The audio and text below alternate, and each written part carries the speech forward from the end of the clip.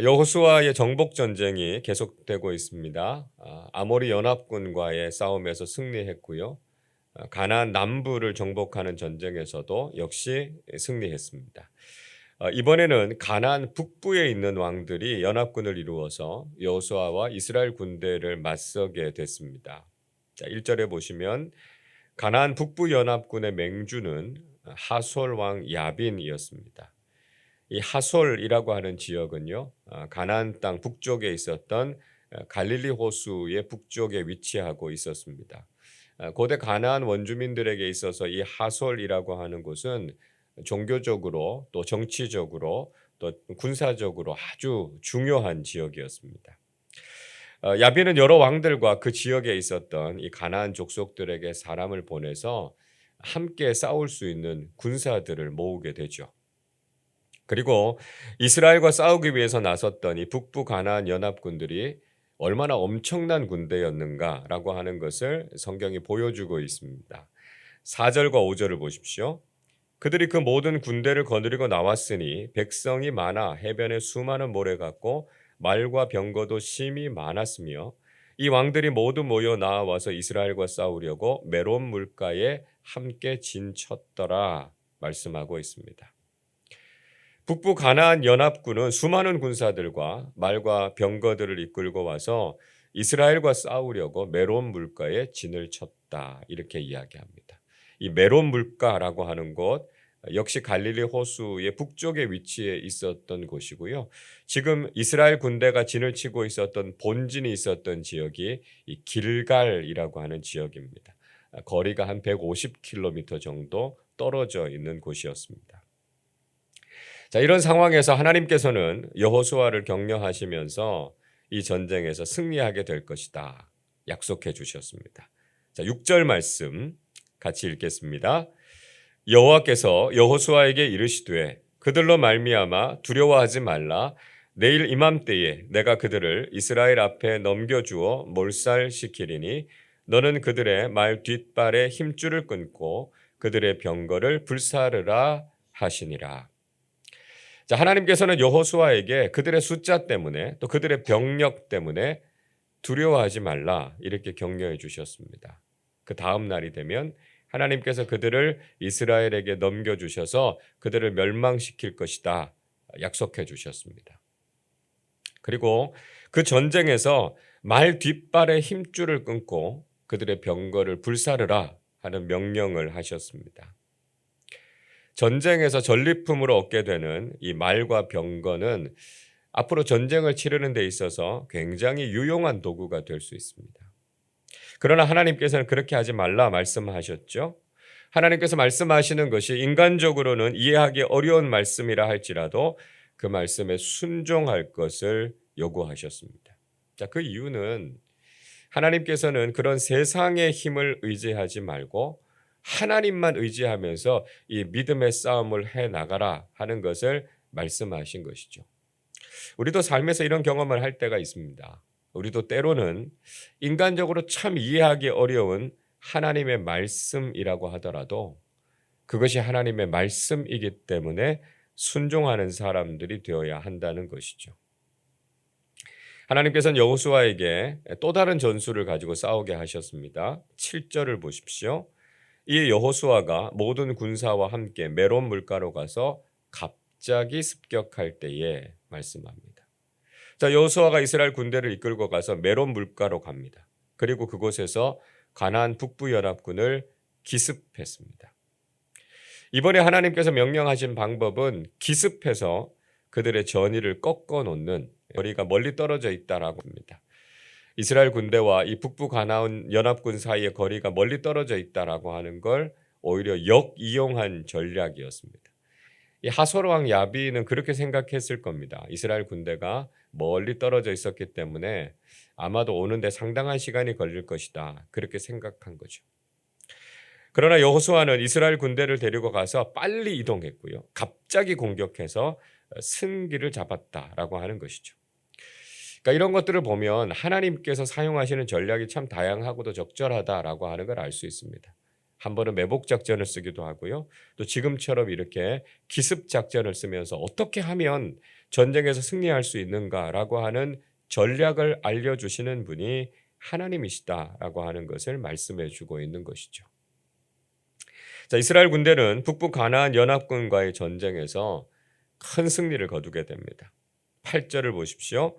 여호와께서 그들을 이스라엘의 손에 넘겨주셨기 때문에 그들을 격파하고 큰 시돈과 미스르봇 마임까지 추격하고 동쪽으로는 미스바 골짜기까지 추격하여 한 사람도 남기지 아니하고 쳐 죽이고 이렇게 말씀합니다. 자, 이스라엘이 이 전쟁에서 승리한 비결이 무엇이었습니까? 하나님께서 그들을 이스라엘의 손에 넘겨주셨기 때문이다. 분명히 말씀하고 있죠. 전쟁의 승리는 하나님께 있다라고 하는 것을 다시 한번 보여주고 있습니다. 이스라엘은 그들을 끝까지 추격해서 한 사람도 남기지 않고 완전하게 진멸하는 대승을 거두게 됐습니다. 자, 그리고 여호수아는 하나님의 명령대로 순종했다고 말씀하지요. 9절을 보시죠. 여호수아가 여호와께서 자기에게 명령하신 대로 행하여 그들의 말 뒷발에 힘줄을 끊고 그들의 병거를 불살랐더라 말씀합니다. 여호수아는 하나님께서 자신에게 명령하신 그대로 말 뒷발에 힘줄을 끊었고요. 모든 병거를 불살랐습니다. 여호수아는 인간적인 생각이나 판단 때문에 주저하지 않았습니다. 하나님께서 명령하신 것이니까요. 그는 명령하신 대로 순종했습니다. 여러분, 오늘 이 말씀은 우리가 믿음의 삶을 살아갈 때 어떻게 해야 믿음의 승리를 누릴 수 있는가 하는 것을 가르쳐주고 있습니다. 하나님의 말씀대로 순종할 때 우리는 믿음의 싸움에서 승리할 수 있다는 것이죠. 우리의 삶의 모든 능력과 모든 길이 하나님의 말씀에 있다는 것을 믿으시기를 바랍니다. 말씀 안에서 우리의 삶을 시작하고 하나님께서 말씀하신 대로 순종하면서 살아가시기를 바랍니다. 우리의 인간적인 생각, 인간적인 판단을 앞세우는 것이 아니라 하나님의 명령이 무엇인가에 귀를 기울이시고 그 명령 그대로 따르는 사람들이 되어야 한다는 것이죠. 우리가 그렇게 살아간다면 아무리 크고 위험한 영적인 싸움이 도사리고 있다 할지라도 우리가 믿음의 승리를 얻게 된다라고 하는 것입니다. 자, 이 승리를 통해서 여호수아와 이스라엘 군대는 어떤 결과를 얻게 됐습니까? 10절 말씀 보시면 북부 가나안 연합군의 우두머리였던 하솔을 점령하게 되죠. 그리고 하솔 왕 야비를 죽였습니다. 또 12절에서는 그 모든 왕들과 그 성읍들을 칼로 쳐서 진멸했고요. 여호와의 종 모세가 명령한 것처럼 행했다 말씀하고 있습니다. 그 성들의 재물과 가축들 다 탈취했지만 모든 사람들은 다 쳐서 멸했다 이렇게 말씀하고 있습니다. 결국 여호수아가 다시 한번 하나님의 명령대로 행했다라고 하는 것을 강조하고 있습니다. 15절 말씀도 우리 같이 읽겠습니다. 여호와께서 그의 종 모세에게 명령하신 것을 모세는 여호수아에게 명령하였고 여호수아는 그대로 행하여 여호와께서 모세에게 명령하신 모든 것을 하나도 행하지 아니한 것이 없었더라. 여호수아의 신앙이 가진 위대함이 무엇이었습니까? 그가 인간적으로 대단한 능력을 가지고 있어서요. 그가 대단한 전투력을 가지고 있어서 승리한 것이 아니었습니다. 그 비결은 이거였어요. 모세가 하나님께서 자신에게 명령하신 것을 여호수아에게 전달했고요. 여호수아는 모세를 통해서 주셨던 하나님의 명령을 그대로 실행했습니다. 이건 우리에게도 적용이 돼야 된다는 거죠. 우리도 이미 하나님의 말씀을 들었고요. 우리가 해야 할 본분은 하나님의 말씀대로 실천하면서 사는 것입니다. 우리가 그 말씀을 소중히 여기고 그 말씀대로 행할 때 우리도 놀라운 믿음의 승리를 경험하게 된다는 것이죠. 자, 결론적으로 여호수아가 점령한 모든 땅들에 대해서 언급하고 있습니다. 16절 보시면 여호수아는 가나안의 모든 땅, 산지와 남부의 네겝, 그리고 평지와 모든 것을 점령했다고 말씀합니다. 그리고 17절에서는요. 가나안 남쪽과 동쪽으로 이어지는 이 할락산에서부터 가나안 가장 북쪽에 위치하고 있는 헬몬산 아래에 있는 레바논 골짜기까지 다 점령했다 이렇게 말씀합니다. 이 모든 전쟁들도 하나님께서 주관하셨다라고 하는 걸 말씀하죠. 20절 보십시오. 그들의 마음이 완악하여 이스라엘을 대적하여 싸우러 온 것은 여호와께서 그리하게 하신 것이라. 그들을 진멸하여 바치게 하여 은혜를 입지 못하게 하시고 여호와께서 모세에게 명령하신 대로 그들을 멸하려 하심이었더라 말씀합니다. 하나님께서 가나안 땅의 모든 왕들과 사람들의 마음을 완악하게 하셨습니다.